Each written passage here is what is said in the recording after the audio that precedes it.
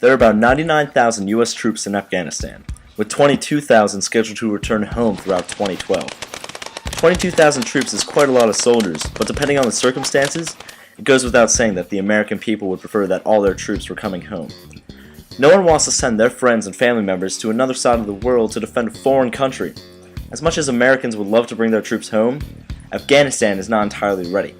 The country of Afghanistan has seen a tremendous amount of war and corruption, which has left the country in turmoil. The country has seen its fair share of forms of government as well. The people have witnessed a monarchy, republic, invasion, and even a religious rule. Although substantial efforts have been made towards a sovereign Afghanistan government, it's still not prepared. In order for Afghanistan to become an independent nation, it needs to earn the trust of its citizens. Earning the trust is the most challenging problem in Afghanistan. As stated by Nurullah in the article, "Clean up the Afghan government and the Taliban will fade away," there is no government, he stormed. The police are like animals. As he goes on to talk about the problem of the Afghan government, he suggests that the people have lost all faith in it. Later in the article, he discusses how officials placed in power by the U.S. take advantage of their status to do what they please. As well as the ever-changing form of government, the people do not know who to believe. The Afghan people can't even trust the U.S., let alone their own politicians. Not only that, but the people in power also lack the responsibility and willpower to earn the people's trust, and therefore putting the Afghani people in a very tough situation. Afghanistan needs someone to look after it, to defend it. The people of Afghanistan deserve structure, something they haven't had in a long time. Throughout the past century, the Afghan people have seen several forms of government which have crippled the country economically and forced them to rely on other countries' assistance. As mentioned previously, the Afghani people aren't able to trust the officials that are appointed by the US. Corruption has been a major part of the history of Afghanistan and it sadly isn't getting any better.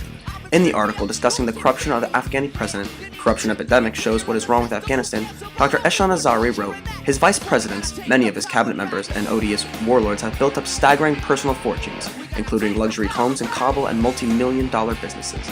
How are the Afghani people expected to trust a government that is full of corruption and does nothing to help its citizens? As stated in the Washington Post by Sarah Shays, across the street from my cooperative there used to be a medical clinic. When it moved to a new facility, gunmen in police uniforms set up a checkpoint outside the empty building. Our inquiries revealed that they were the private guards of a senior government official. Their purpose? To serve as a graphic warning to the building's owners not to interfere in what would follow. A few days later, some friends of the officials moved in. The owners had no say in the matter, no recourse.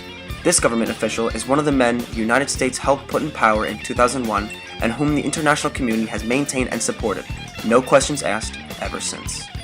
The simple solution most will say is, gain the people's trust, but how do they accomplish that? It is no small task to earn the trust of the Afghani people. The government will first have to rid itself of corrupt officials. How does the government run by corrupt officials get rid of itself? Well, it's up to the Task Force for Major Crimes and Sensitive Investigations Unit that was established in 2009 by President Obama in efforts to gather evidence to prosecute corrupt officials. This task force is helping lead Afghanistan in the right direction by revealing its mafia-like structure and bring those who cannot uphold their responsibilities of being a politician or official to justice. The task force needs to keep up productivity in order to gather evidence against as many corrupt officials as possible. With this task force and the help of non-corrupt officials, the government will be able to regain a good amount of stability. With stability on its way, the Afghani people would be able to have more faith in their government. Also, a more stable government would be able to run the Taliban out of the country. Without corrupt officials taking bribes from the Taliban, the government will be able to put an end to the Taliban regime once and for all. They will have nowhere to run and will be forced to admit to their crimes. With a more stable government and the Taliban growing weaker, the Afghanistan government will begin to earn its citizens' trust once again. Another solution to the everlasting problem of corruption is to have stricter policies. When a politician is elected into power in America, they must swear an oath stating that he or she will uphold the law to all its extent and turn down all forms of bribes and trickery.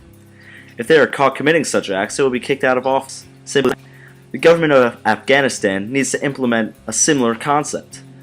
When an official is accused of being corrupt, the case should immediately be sent to court and be reviewed. Corruption is not and should not be tolerated by any means.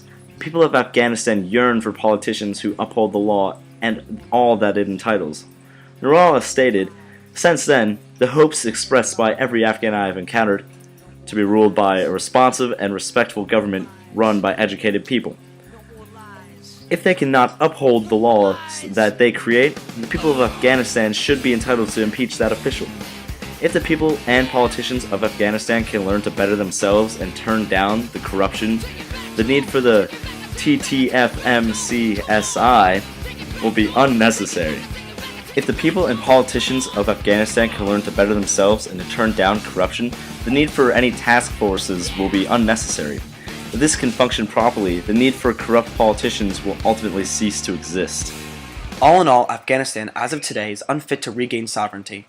The geography, economy, and history of the country has been changing constantly for the worse. The whole world is realizing that Afghanistan needs support to regain stability. Soon it will be time to allow the people of Afghanistan to once again govern themselves. In order for this to occur, the Afghan government will have to address major issues such as corruption within the government, lack of trust among the people, and the lack of security. In order for this to take place, however, the people of Afghanistan will have to come together to settle their differences once again to reunite a broken Afghanistan. The mask of deception falls off the face of humanity, unveiling the grim reality of duality in which everyone is a casualty. No one will be exempt. Truth has many shades. It's not a matter of black and white, but gray. Although many, we are one. So in the final analysis, could it be we're fighting a war that can't be won? More than roads, more than schools or wells or electricity, we need good governance.